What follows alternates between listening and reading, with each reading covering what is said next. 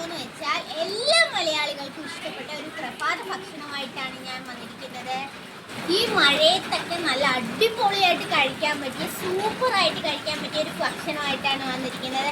അതെന്തെന്നറിയണ്ടേ? അതാണ് ചീനിപ്പുട്ട്. അതുണ്ടാക്കുന്ന വിധം എന്ന് വെച്ചാൽ ചീനി നല്ല വൃത്തിക്ക് കഴുകി എടുത്തിട്ട് ഗ്രേറ്റ് ചെയ്തിട്ട് അതിൻ്റെ വെള്ളം മാറ്റി വെക്കുക. എന്നിട്ട് അതെടുത്ത് നല്ല വൃത്തി പിഴിഞ്ഞെടുത്തിട്ട് മാറ്റി വെക്കുക. ഇനി അതിൻ്റെ ബാക്കി പരിപാടികളായിട്ട് നമുക്ക് അതിനകത്തേക്ക് കുറച്ച് ശകല അരിപ്പൊടിയൂടി ചേർത്ത് നല്ല വൃത്തിക്ക് ഇളക്കി കൊടുക്കുക.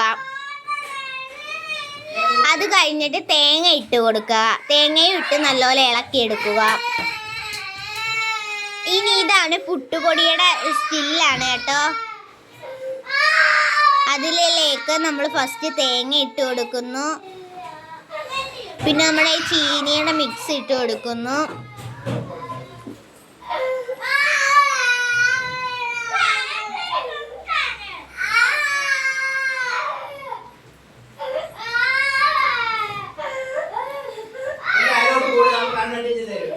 പിന്നെ നിങ്ങളോട് ഞാൻ ഒരു കാര്യം പറയാം, ഈ വെള്ളം നിങ്ങൾ കളയരുത്. ഈ വെള്ളം വെച്ച ഒരു റെസിപ്പി ഉണ്ട്, അത് അടുത്ത വീഡിയോയിൽ ഞാൻ കാണിക്കും. ഇതാണ് ആ വെള്ളം, കണ്ടോ?